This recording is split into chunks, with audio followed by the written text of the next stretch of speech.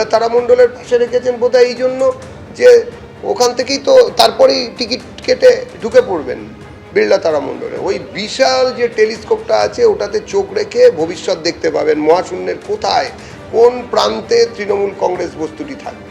সেই জন্যই হয়তো দিয়েছেন, ওরা ভেবেচিন্তেই এসব করেছেন, এগুলো নিয়ে আমাদের কিছু বলার নেই। কিন্তু যে জিনিসটা বলার সেই জিনিসটা হচ্ছে আদপে কি তৃণমূল কংগ্রেসের কোনো নৈতিক অধিকার আছে 21শে জুলাই পালন করার? তথাকথিত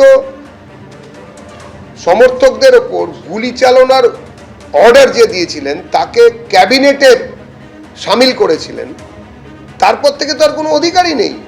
বিশ্বাসঘাতকতা করেছে তৃণমূল তার কর্মীদের বিরুদ্ধে, ওদের কোনো নৈতিক অধিকারই নেই।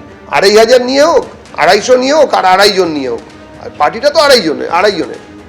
এবার শহীদ দিবস পালন করবে এনসিপিআইও, জানালেন এনসিপিআই সাংসদ কাকলি ঘোষ দস্তিদার। যে ঘটনা ঘটেছিল সেটা আমার সামনে ঘটেছিল, সেটা নিয়ে আমার শহীদ তোমার শহীদ করলে হবে না, পৃথিবীর সকল শহীদকে সম্মান জানানোটা কর্তব্য, আমরাও শহীদ দিবস পালন করব, মন্তব্য কাকলি ঘোষ দস্তিদারের। শুনুন, শহীদ কিন্তু সবার, যে ভারতবর্ষের স্বাধীনতা সংগ্রামে শহীদ হয়েছে তিনিও শহীদ, যিনি প্রাণ দিয়েছেন পশ্চিমবাংলায় আইন শৃঙ্খলা রক্ষার স্বার্থে তিনিও শহীদ। পৃথিবীর যে কোনো কোণে যিনি জীবন দিয়েছেন কোনো একটা বিষয়ে, তাকে সম্মান জানানোটা বাকিদের কাজ।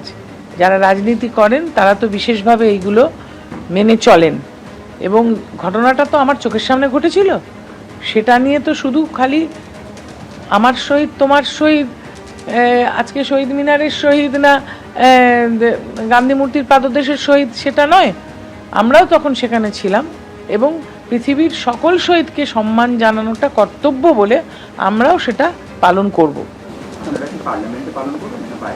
আমরা যে সময় মতো জানিয়ে দেবো কোথায় হবে। এই 20 সাংসদ বাংলায় থাকবেন, এনসিপিআই তো ঋতব্রত তৃণমূলের অংশ নয়, কটাক্ষ তৃণমূল সাংসদ মহুয়া মৈত্রের। আজকে আমি জিজ্ঞেস করতে চাই যে ঋতব্রত গ্যাং তো একটা করছে, কংগ্রেস একজন করছে, এনসিপিআই কি করবে? এই 20 জন এমপি কি কলকাতা বাংলায় থাকবেন সেদিন? আমি তাদের জিজ্ঞেস করছি, নাকি তারা এখন পারমিশন ফেলে তারাও একটা নতুন জায়গায় করবেন? আমার এটাই প্রশ্ন, কারণ এমপিরা বলছে যে তারা এমএলএদের সাথে নেই, এনসিপিআই তো ঋতব্রত গ্যাংয়ের অংশ নয়, তাই আরেকটা পারমিশন পড়বে। বাংলার মানুষ এই আজব সার্কাসটা দেখছে, আমাদের অবস্থান একই, আমরা যেখানে ছিলাম আমরা সেখানেই আছি। এটা অল ইন্ডিয়া তৃণমূল কংগ্রেস, এতদিন এটা অল ইন্ডিয়া তৃণমূল কংগ্রেস ছিল, মমতা ব্যানার্জির তৈরি এটা অল ইন্ডিয়া তৃণমূল কংগ্রেসই আছে। বাকি কোন গদ্দার পার্টি, কোন এনসিপিআই, কোন কি হলো আমাদের কিছু যায় আসে না।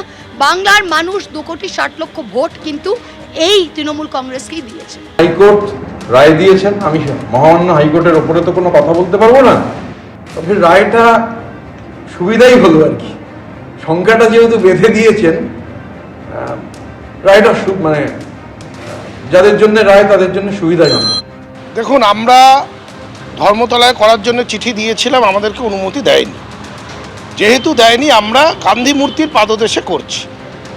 আইন মেনে প্রশাসনের অনুমতি নিয়ে আমরা 21শে জুলাই করছি।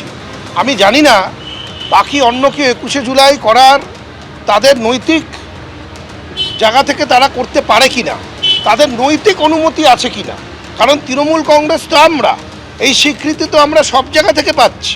তারপরেও যদি কোনো গ্রুপ কোথাও কিছু করতে চায় সেটা তারা আবেদন করবে, আবেদনে যদি সাড়া পায়, প্রশাসনের পারমিশন পায়, তাহলে তারা করবে। কিন্তু তৃণমূল কংগ্রেসের 21শে জুলাই গান্ধী মূর্তি পাদদেশে 21 তারিখে শহীদ দিবস, শহীদ তর্পণ গান্ধী মূর্তির পাদদেশেই হতে চলেছে। কর্মসূচিটা তো সম্পূর্ণ রাজনৈতিক, শহীদ তর্পণের জন্য কর্মসূচি, সেই জন্যেই এই সমাবেশটা শুরু হয়েছিল।